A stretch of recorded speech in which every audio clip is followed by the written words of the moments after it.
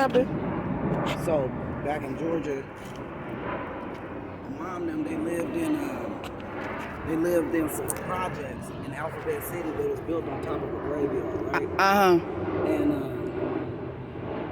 so my mom was saying that her and her friends, when they was teenagers, they played with a Ouija board. Okay. And then, you know, after they played with the Ouija board, like sometime later, my mom said she said it was demons in the house. And she said that they would hold her down. My grandma would be calling her to come and eat and stuff like that. She said she couldn't get up. They was holding her down by her arms and legs. She said she couldn't scream for my grandmother, no nothing. She couldn't get up. And she said that the demons, they left when my auntie that was pregnant gave birth. She said that's when they left the house. Now, and who did she give birth to? She gave birth to, let me see which one of my aunties was pregnant. I think it was my auntie Regina. When she gave birth, that's when no, I'm lying. My auntie Carmen was pregnant, and she gave birth, and that's when the demons left the house. That's what my mom told me. And then there was another incident where she said that they went to revival with my grandmother, and there was like 9 kids at the time. My grandmother, my grandfather, all 9 of the kids, they went to revival. And my uncle had his wife at the time with him. And the pastor, they all held hands. Right.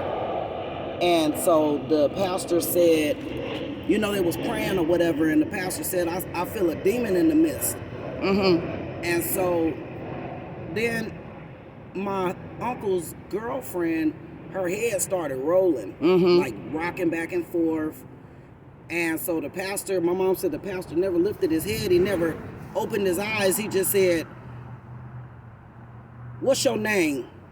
He asked him, what's his name? We're like, what's your name, demon? And said, shh.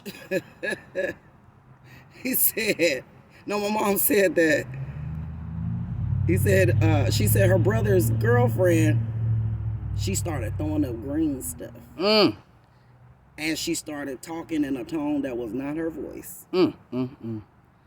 And she was coughing and choking and, you know, spitting up this green stuff. And he kept saying, what's your name? And he said, you know, Lucifer.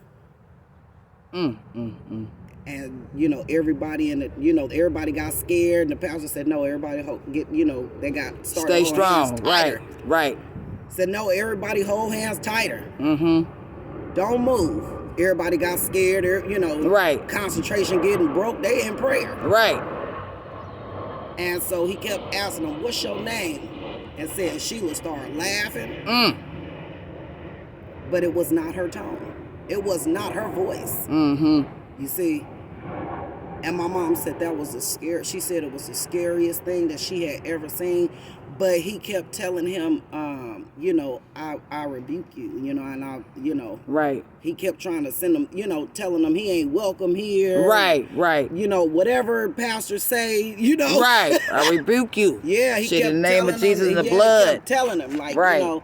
And said Sheila would not stop throwing up. And in between her throwing up this green stuff, she was chuckling and laughing in a tone that was not hers. She was answering to the pastor while he was asking her, what is your name? Yeah, the motherfuckers will talk to you. Yeah, and she was talking, but it was not her. And I remember my mom telling me, rest in peace, I remember my mom telling me these stories as a child. So like I said, the places that they lived in Alphabet City were built on top of a graveyard. Ain't that a bitch? In the South. And so, I just remember all these stories my mom would tell me, but that revival story is what got me the most because, when do you hear of somebody actually being, right, possessed? Yeah. Because she was possessed. Now, is she the one that played with the Ouija board? She was one of the ones that helped my mom play with the Ouija board. That's the thing. That's what I'm saying. She opened up. She invited them motherfuckers in. Yeah. And I'm gonna tell you something. In order for even demons to possess your body, it's almost fucking like planting. It's almost like we got a garden, right? Your ground got to be fertilized for that shit to grow anyway. Right. She invited that shit in. She did. Yeah, she invited that shit in. Yeah. And it was crazy, you know, when my mom told this story, like, I get chills just repeating it because my mom is deceased, but I remember this vividly in my mind. It's almost like I had a vision. When she told me this story, I could see, because I know my uncle's wife, you know, I know who Sheila is, and I never thought, like, Right. why would that happen to her? But like you said, she was one of the ones that played with that Ouija board. She called him. She called the demon. Out, yeah, right. She called that demon. You know, and the demon answered. Demons will answer your motherfucking and ass. they answered the pastor. Yeah, she called him in she called him in her spiritual house, which was and there it was. And was laughing and chuckling and spitting up, green bile, probably, like yeah, yellowish. Maybe my mom said green, but maybe it was yellow. Yellow bile, mucus like or some shit. Yes, whatever it was, and they just was, they couldn't understand like what was happening. Everybody else in the congregation couldn't understand what was happening. Right.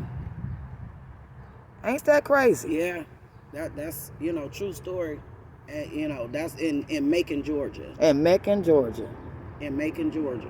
Isn't that something? Yeah. This was when I was a little bit probably before I was even thought about.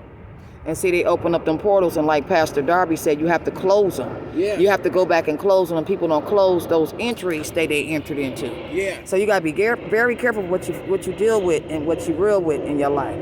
Because what you play in, you will play out. But thank you for that story, Sweet Pea. I love it. Okay. Thank you for the story, and I just want you guys to hear the story. And these are some of the conversations me and my girlfriends have. And I told her, I said, hold up, wait a minute, like, Rihanna, I got to record this. This is interesting. And she was just talking about the Ouija board and how the auntie opened up the portals and everything. So, you guys check your box, pop your box, VIP your vibe. This is Alfreda J. Be back with a dive. And that was Queen Gemini over here. We don't say no names because we don't play no games. All right, peace out.